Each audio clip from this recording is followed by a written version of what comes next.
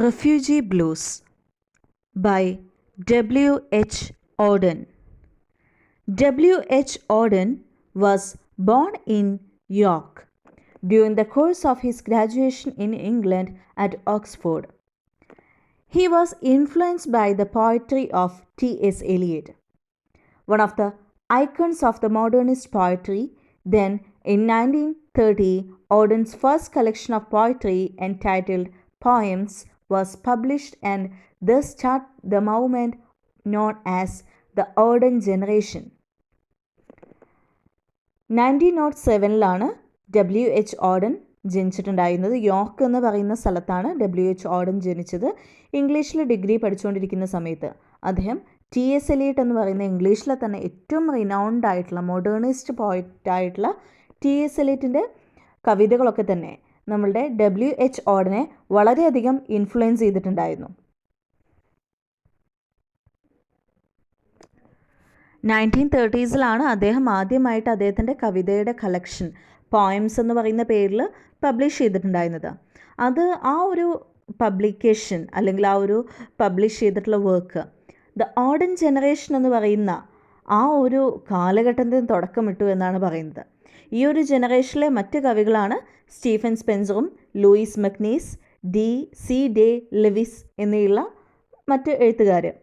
ഇത്തരം ചെറിയ കവിതകളൊക്കെ തന്നെ പൊളിറ്റിക് ബേസ്ഡ് ആയിട്ടുള്ള എത്തിക്കൽ കമ്മിറ്റ്മെൻറ്റോട് കൂടിയിട്ടുള്ള കവിതകളാണ്. അതായത് സാമൂഹികമായിട്ടുള്ള പ്രതിബദ്ധത കാണിക്കുന്ന രീതിയിലുള്ള കവിതകളാണ് അവർ എഴുതിയിട്ടുണ്ടായിരുന്നത്. 1937 ഓഡൻ തോമസ് മാൻ്റെ മകളായിട്ടുള്ള എറിക് മാനിനെ കല്യാണം കഴിക്കുകയാണ് ചെയ്യുന്നത്.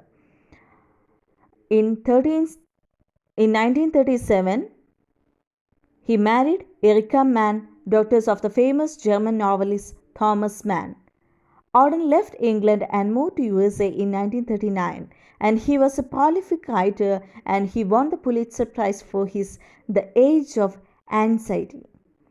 In the 1956, he came back to England. In 1958, he moved to Australia for settle in a village near Vienna, and there he died of a heart attack. And in 1937, Auden has written many memorable poems. A principal theme in the poetry was a concern for the rights of marginalized people. 1937 Auden Thomas മാൻ്റെ മകളായിട്ടുള്ള Erika മാനെ കല്യാണം കഴിച്ചു. Then Thomas മാൻ വളരെ famous ആയിട്ടുള്ള German novelist ആയിരുന്നു. 1939 ഇംഗ്ലണ്ടിൽ നിന്നും അമേരിക്കയിലേക്ക് അവർ മൈഗ്രേറ്റ് ചെയ്തിട്ടുണ്ടായിരുന്നത്. വളരെയധികം എഴുതുന്ന ഒരു കവി കൂടിയാണ് ഡബ്ല്യു എച്ച് ഓഡൻ എന്ന് പറയുന്നത്. ദ ഏജ് ഓഫ് ആങ്സൈറ്റി എന്ന് പറയുന്ന പുസ്തകത്തിൽ അദ്ദേഹത്തിന് പുലിറ്റ്സർ പ്രൈസ് കിട്ടിയിട്ടുണ്ട്. 1956 അദ്ദേഹം ഇംഗ്ലണ്ടിലേക്ക് തിരിച്ചു വരികയും ചെയ്യുന്നത്. 1958 അദ്ദേഹം ഓസ്ട്രേലിയയിലേക്ക് പോവുകയും വിയനയ്ക്കടുത്തുള്ള ഒരു ഗ്രാമത്തിൽ താമസമാക്കുകയും ചെയ്തു. 1973 ഹാർട്ട് അറ്റാക്ക് വന്നിട്ടാണ് അദ്ദേഹം മരിച്ചിട്ടുണ്ടായിരുന്നത്. വളരെയധികം ഫേമസ് ആയിട്ടുള്ള കവിതകളൊക്കെ തന്നെ അദ്ദേഹം രചിച്ചിട്ടുണ്ട്. അദ്ദേഹത്തിൻ്റെ കവിതകളിലെ പ്രധാന തീം എന്ന് പറയുന്നത് പലപ്പോഴും മാർജിനലൈസ്ഡ് ആയിട്ടുള്ള ആളുകളായിരുന്നു. അതായത് പാർശ്വവൽക്കരിക്കപ്പെട്ട ആളുകളുടെ അവകാശങ്ങൾ, അതൊക്കെയായിരുന്നു അദ്ദേഹത്തിൻ്റെ കവിതകളുടെ പ്രധാന തീം എന്ന് പറയുന്നത്. And do you know what is A refugee? എന്താണ് റെഫ്യൂജി? നമ്മുടെ ഈ ഒരു കവിതയുടെ ടൈറ്റിലിൻ്റെ പേര് തന്നെ റെഫ്യൂജി എന്നാണ്. എന്താണ് റെഫ്യൂജി? നമുക്ക് നോക്കാം. Refugee, A person who goes to another country to escape being mistreated for their religion or politics or to escape war.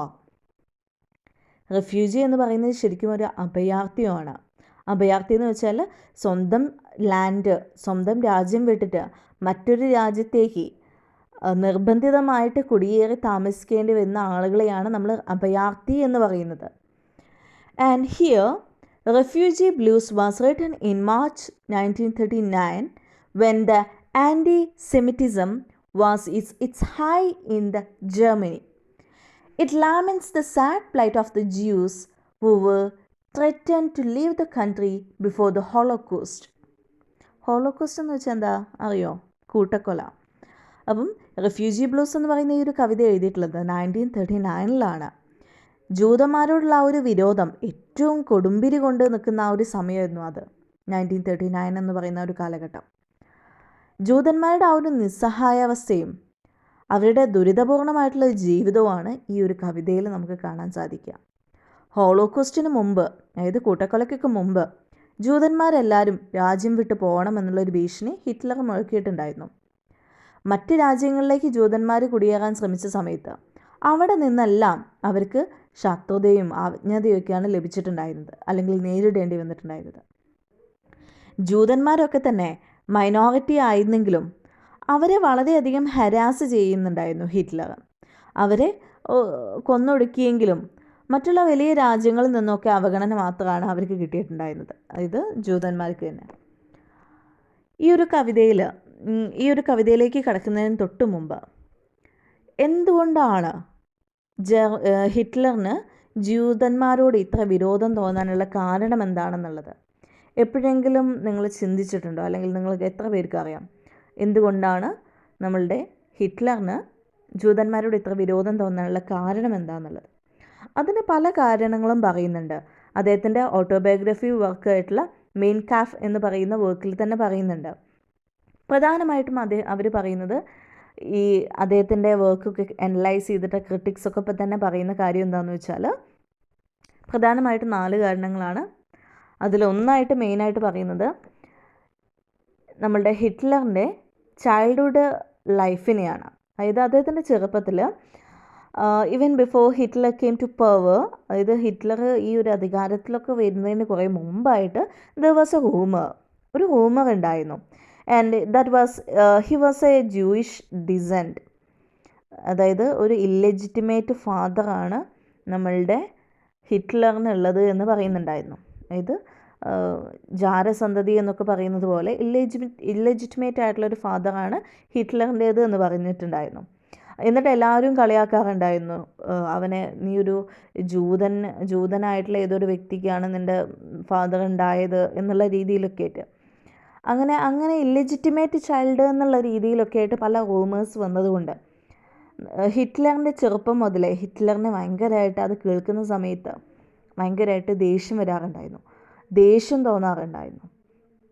പിന്നെ പറയുന്നൊരു കാരണം എന്ന് പറഞ്ഞാൽ ഫിസിഷ്യനാണ്. ഫിസിഷ്യൻ മീൻസ് ഹിറ്റ്ലർ ഏറ്റവും കൂടുതൽ സ്നേഹിച്ചിട്ടുണ്ടായിരുന്നത് ഹിറ്റ്ലറിൻ്റെ അമ്മയായിരുന്നു. ഹിറ്റ്ലറിൻ്റെ അമ്മേൻ്റെ പേര് ക്ലാര ഹിറ്റ്ലർ എന്നാണ്. അവർക്ക് ബ്രസ്റ്റ് ക്യാൻസർ വന്നിട്ടുണ്ടായിരുന്നു. അപ്പം ബ്രസ്റ്റ് ക്യാൻസർ വന്ന സമയത്ത് അവരെ ട്രീറ്റ് ചെയ്തിട്ടുണ്ടായിരുന്ന ഡോക്ടർ ഒരു ജൂതന്മാരായിട്ടുള്ളൊരു ഡോക്ടറാണ് ഹിറ്റ്ലറിൻ്റെ അമ്മയെ ട്രീറ്റ് ചെയ്തിട്ടുണ്ടായിരുന്നത്, ക്ലാര ഹിറ്റ്ലറിനെ. അവർക്ക് ബ്രസ്റ്റ് ക്യാൻസർ ആയിരുന്നു. ദെൻ 1907 അവർ ട്രീറ്റ്മെൻറ്റൊക്കെ നോക്കിയിട്ടുണ്ടായിരുന്നത് 47ാമത്തെ വയസ്സിൽ. ആ സമയത്ത് തന്നെ ക്ലാരയുടെ കണ്ടീഷൻ എന്ന് പറയുന്നത് ഭയങ്കരമായിട്ട് കോംപ്ലിക്കേറ്റഡ് ആയിരുന്നു, ഡയഗ്നോസ്ഡ് ആയിട്ടുള്ളൊരു കണ്ടീഷനാണ്. And it was incurable. ഒരിക്കലും ഭേദമാവുന്ന രീതിയിലുള്ള ഒരു അസുഖവും ആയിരുന്നില്ല അന്ന് ബ്രസ്റ്റ് ക്യാൻസർ എന്ന് പറയുന്നത്. പക്ഷേ സംഭവിച്ചത് എന്താണെന്ന് വെച്ച് കഴിഞ്ഞാൽ ആ ഒരു ട്രീറ്റ്മെൻറ്റിൻ്റെ ആ ഒരു സമയത്ത് തന്നെ ക്ലാര ഹിറ്റ്ലർ മരിച്ചു പോവുക ചെയ്യുന്നത്. അപ്പോൾ ഹിറ്റ്ലർ വിശ്വസിക്കുന്നത് എന്താണെന്ന് വെച്ചാൽ തൻ്റെ അമ്മയെ ജൂതനായിട്ടുള്ള ഒരു ഡോക്ടർ മനഃപൂർവ്വം കൊന്നതാണ് എന്നുള്ള രീതിയിൽ. അപ്പം ജൂതനായിട്ടുള്ള ഒരു ഡോക്ടറാണല്ലോ തൻ്റെ അമ്മയെ ട്രീറ്റ് ചെയ്തിട്ടുള്ളത്. അപ്പം ആ ഒരു വിരോധം ഹിറ്റ്ലറിൻ്റെ ഉള്ളിൽ കൂടുതലായിട്ട് ഇങ്ങനെ സ്റ്റക്കായി നിൽക്കാൻ തുടങ്ങി. പിന്നീട് ഉണ്ടായിരുന്നൊരു കാര്യമായിട്ട് പറയുന്നൊരു കാര്യം എന്ന് പറഞ്ഞാൽ വലിയൊരു സാമ്പത്തിക പ്രതിസന്ധി ആ ഒരു കാലഘട്ടത്തിലുണ്ടായിരുന്നു. ആ സമയത്ത് ജൂതന്മാരായിട്ടുള്ള ആളുകളുടെ കയ്യിലൊക്കെ തന്നെ ഒരുപാട് പൈസ ഉണ്ടായിരുന്നു.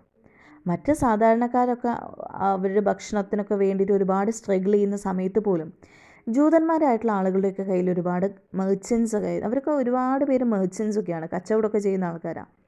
അവരുടെ കയ്യിൽ ഒരുപാട് പൈസയുണ്ട്. ആഗോള സാമ്പത്തിക മാന്ദ്യം എല്ലാവരെയും ഭയങ്കരമായിട്ട് ബാധിച്ചിരിക്കുന്ന സമയത്ത് പോലും ജൂതന്മാരുടെ കയ്യിൽ പൈസയുണ്ട്.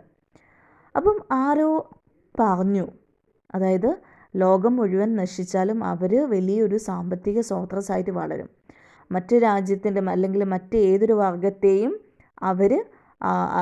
അവരുടെ ആധിപത്യം മറ്റ് വർഗങ്ങളുടെ പേര് സ്ഥാപിക്കും, ജൂതന്മാരായിരിക്കും ഇനി ലോകം ഭരിക്കുക എന്നുള്ള രീതിയിൽ ആരോ പറഞ്ഞു. അത് അങ്ങനെയുള്ള ചില കാര്യങ്ങൾ മനസ്സിൽ കൊണ്ട് നടന്ന ജൂതന്മാരോടുള്ള വിരോധം ഹിറ്റ്ലർ ഇങ്ങനെ കൂട്ടി കൊണ്ടുവരിക ചെയ്തിട്ടുണ്ടായിരുന്നത്.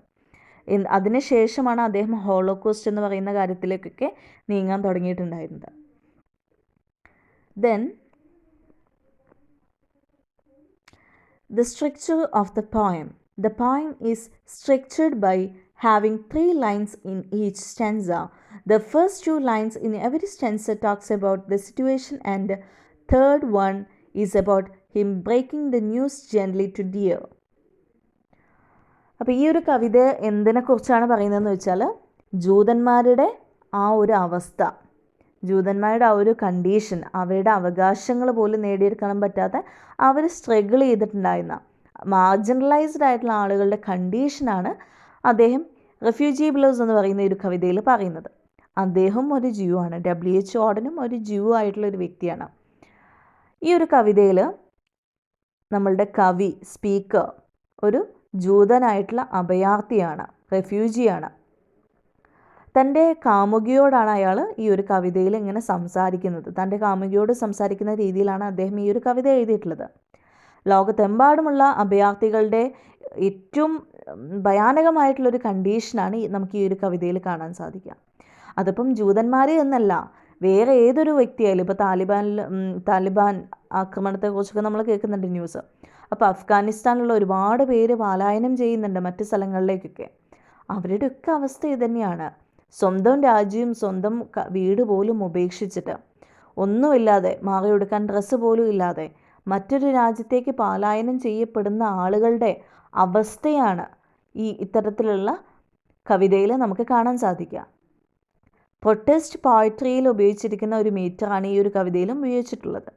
ഓരോ സ്റ്റാൻസയുടെ അവസാനത്തിലുള്ള റിപ്പിറ്റേഷൻ ഉണ്ട്, മൈ ഡിയർ എന്നുള്ള രീതിയിൽ. അത്തരം ഫ്രൈസുകളൊക്കെ തന്നെ ഈ ഒരു കവിതയെ വളരെയധികം മനോഹരമാക്കുന്നുണ്ടെന്നാണ് പറയുന്നത്. തൻ്റെ ബിലൗഡ് കാമുകിയോട് അവരുടെ സിറ്റുവേഷൻ, ഞാൻ ഓൾറെഡി പറഞ്ഞു W.H. ഓർഡനും ഒരു ജ്യൂ ആണ്. അപ്പം W.H. ഓർഡൻ അടക്കമുള്ള ആളുകളാണ് അവിടുന്ന് പലായനം ചെയ്യപ്പെടേണ്ടി വരുന്നത്. അപ്പോൾ ഹിറ്റ്ലർ ഇങ്ങനെ ഒരു വീരവാദം മുഴക്കുകയാണ്, ഹോളോകോസ്റ്റ് ചെയ്യുമെന്നുള്ള രീതിയിൽ. അപ്പോൾ അവിടെ നിന്ന് രക്ഷപ്പെടാൻ വേണ്ടി ശ്രമിക്കുന്ന ജൂതന്മാരുടെ അവസ്ഥയാണ് ഈ ഒരു കവിതയിലൂടെ നമുക്ക് W.H. ഓർഡൻ കാണിച്ചു തരുന്നത്. ഇതേ കണ്ടീഷൻ തന്നെയാണ് മറ്റേതൊരു രാജ്യത്തുള്ള ആളുകളും മറ്റൊരു രാജ്യത്തിലേക്ക് മൈഗ്രേറ്റ് ചെയ്യുന്ന സമയത്ത് റെഫ്യൂജീസ് ആയിട്ടുള്ള ആളുകളുടെ കണ്ടീഷൻ എന്ന് പറയുന്നത് ഇത് തന്നെ ആയിരിക്കുമെന്നാണ് പറയുന്നത്.